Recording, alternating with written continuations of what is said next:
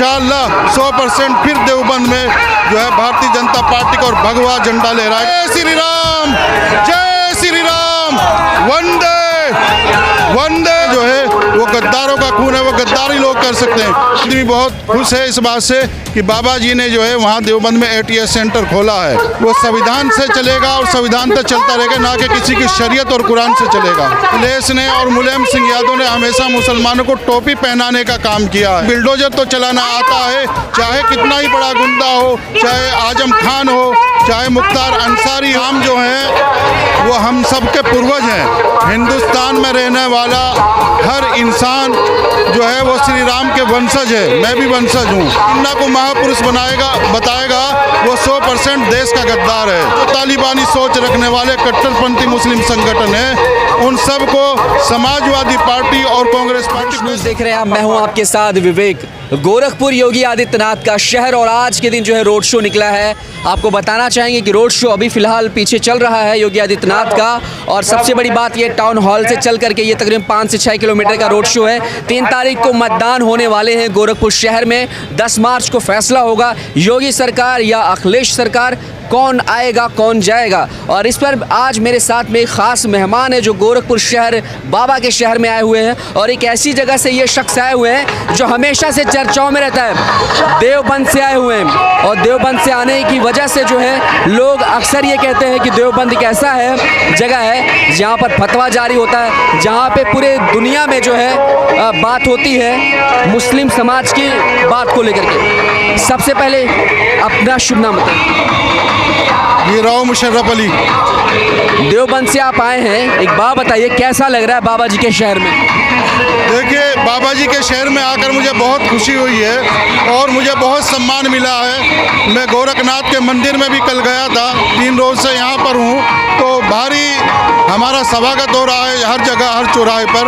हमें बहुत अच्छा लगा CM नगरी में आकर के। एक बात बताइए, देवबंद की जब बात होती है तो हमेशा से चर्चा में रहता है कि वहाँ पर जो है आतंकवादी पनपते हैं, तमाम इस तरह की खबरें आती हैं। हकीकत क्या है और भाजपा के लिए क्या कहना चाहेंगे? देखिए, देवबंद से आतंकवाद का पुराना संबंध रहा है। बहुत बार वहाँ से आतंकवादी पकड़े गए हैं और कई बार इनपुट भी मिले हैं। तो इसीलिए बाबा योगी आदित्यनाथ जी ने, मुख्यमंत्री जी ने वहाँ पर ATS सेंटर की स्थापना की है, और ये ATS सेंटर की स्थापना बहुत पहले होनी चाहिए थी। अन्य सरकारों ने ऐसा नहीं सोचा। प्रदेश और देश की भलाई के लिए ये सिर्फ और सिर्फ योगी आदित्यनाथ जी ने सोचा है। तो इससे बहुत बड़ी सुरक्षा देवबंद ही नहीं, पूरे उत्तर प्रदेश और भारत को देवबंद में ATS सेंटर बनने से सुरक्षा मिलेगी। भाजपा को लेकर के हमेशा विपक्ष कहती है कि हिंदू मुस्लिम का खेल खेलने वाली पार्टी है, हिंदू मुस्लिम का बंटवारा करती है, गुंडागर्दी करती है, और इसके अलावा जो है हिंदू मुस्लिमों को भड़काती है, दंगे करवाती है। सच में क्या ऐसा है? देखिए, कांग्रेस पार्टी और समाजवादी पार्टी हमेशा इन्होंने भारतीय जनता पार्टी का दिलों में मुसलमानों के खौफ पैदा करके वोट ठगने का काम किया है, जबकि ऐसा नहीं है। ये कहते हैं, मुसलमानों को डराते हैं कि भाजपा आ जाएगी, RSS के लोग आ जाएंगे, तुम्हारे घर छीन लेंगे, तुम्हारे घर जला देंगे, जबकि ऐसा नहीं है, बल्कि इसका उल्टा हुआ है। बजाय घर छीनने के और जलाने के, प्रधानमंत्री योजना के अंतर्गत बिना भेदभाव के आवास दिए गए हैं, बिना जाति देखे, बिना धर्म देखे। और उज्ज्वल योजना के अंतर्गत जो है वो गैस सिलेंडर दिए गए हैं, फ्री राशन दिया गया है, फ्री वैक्सीन दी गई है, फ्री शौचालय दिए गए हैं। तो आप देख लीजिए, पहले अन्य सरकार जो रही है उनमें नहीं हुआ है। आप देखिए, 2013 में मुजफ्फरनगर में दंगा हुआ है, बहुत लोग तबाह और बर्बाद हो गए, लोगों के घर जला दिए गए, मर्डर कर दिए गए, हत्या कर दी गई। उस वक्त किसकी सरकार थी?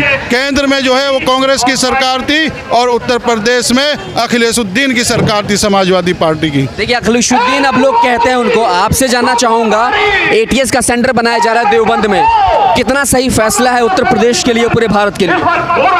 देखिए, पूरी भारत के सुरक्षित हुआ है ATS सेंटर बनने से, और उन लोगों को दिक्कत हो रही है ATS सेंटर बनने से देवबंद में, जिनका अवैध काम है। हवाले के जरिए जिन लोगों के पैसे खाड़ी देशों से आता है उन लोगों की जो है परेशानी हो रही है। ये साबित हो रहा है कि चोर की दाढ़ी में तिनका, वरना आम आदमी बहुत खुश है इस बात से कि बाबा जी ने जो है वहाँ देवबंद में ATS सेंटर खोला है।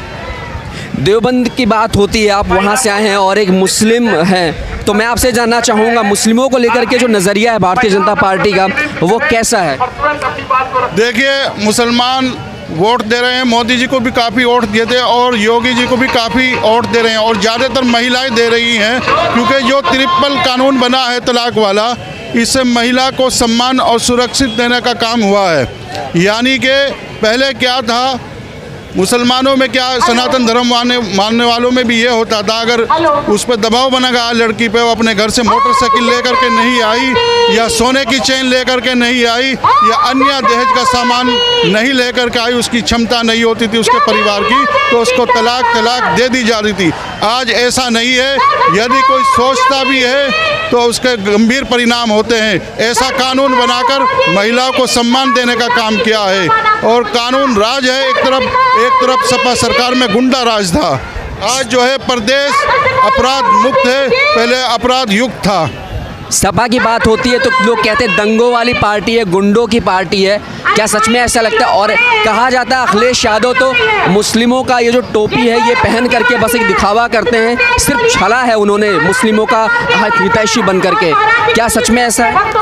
देखिए, अखिलेश ने और मुलायम सिंह यादव ने हमेशा मुसलमानों को टोपी पहनाने का काम किया है। वे ढोंगी है, मुसलमानों के हित की कभी उन्होंने कोई योजना नहीं चलाई है।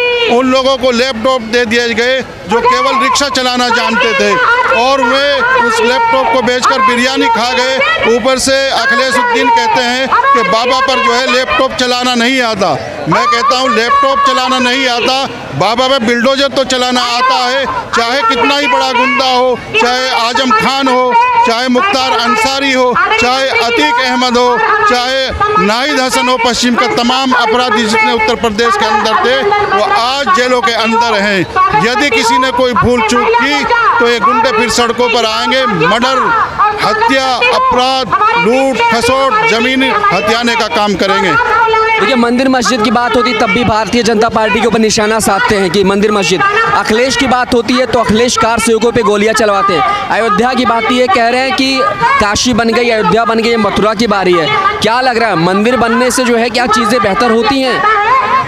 देखिए, राम मंदिर बना है, मैं उसका स्वागत करता हूँ, ये कोर्ट का फैसला है और कोर्ट का सभी को सम्मान करना चाहिए। यदि कोई कोर्ट के फैसले पर उंगली उठाता है तो कहीं ना कहीं वो देश के कानून को नहीं मानता है। ये देश जो है वो संविधान से चलेगा और संविधान से चलता रहेगा, ना कि किसी की शरीयत और कुरान से चलेगा।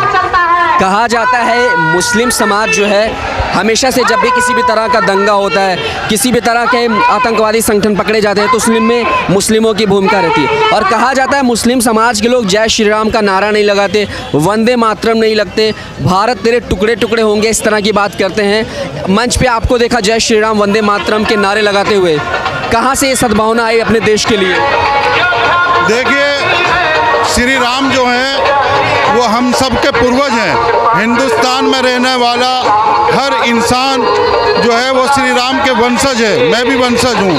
और जो लोग श्री राम का वंशज हिंदुस्तान में रहकर अपना आप को नहीं मानते तो वो उन लोगों को अपना पूर्वज मानते हैं जो हिंदुस्तान पर हमलावर रहे, जैसे हुमायूं, बाबर, अकबर और औरंगजेब जैसे। और ये महापुरुष जो हैं वो जिन्ना को मानते हैं, जिन्ना ने देश के टुकड़े कराए थे, देश का बंटवारा करा था। जिन्ना देश का गद्दार है, महापुरुष गद्दार कभी देश का नहीं हो सकता है। जिन्ना का नाम लेते हैं पाकिस्तान वाले अखिलेश, क्या लग रहा है जिन्ना वाली सोच लेकर के भारत देश में रहना क्या सही है या निकाल देना चाहिए उनको देश से? देखिए, जो देश विरोधी है उसका देश में रहने का कोई हक नहीं है। जो जिन्ना को महापुरुष बताएगा वो 100% देश का गद्दार है। हमारे महापुरुष जो है वो सब जानते हैं कौन है, उनको महापुरुष अखिलेशुद्दीन क्यों नहीं मानता। ये सब वोट ठगने के इसके ढोंग है। जिन्ना को महापुरुष बताना, जबकि उसको भी मालूम है कि जिन्ना देश का गद्दार है, उसने भारत के टुकड़े टुकड़े कराने का काम किया था। और आज जो मुसलमानों को उकसाने का काम कर रही है वो समाजवादी पार्टी और कांग्रेस कर रही है, क्योंकि Jamiat Ulama Hind, all India personal law board और तमाम जो तालिबानी सोच रखने वाले कट्टरपंथी मुस्लिम संगठन हैं, उन सब को समाजवादी पार्टी और कांग्रेस पार्टी पैसे देती है। वो उकसाते हैं लोगों को और अलगाववाद पैदा करते हैं। इन अलगाववादियों में से कट्टरपंथी पैदा होते हैं, फिर इन कट्टरपंथियों में से आतंकवादी पैदा होते हैं, जो देश के लिए खतरा है।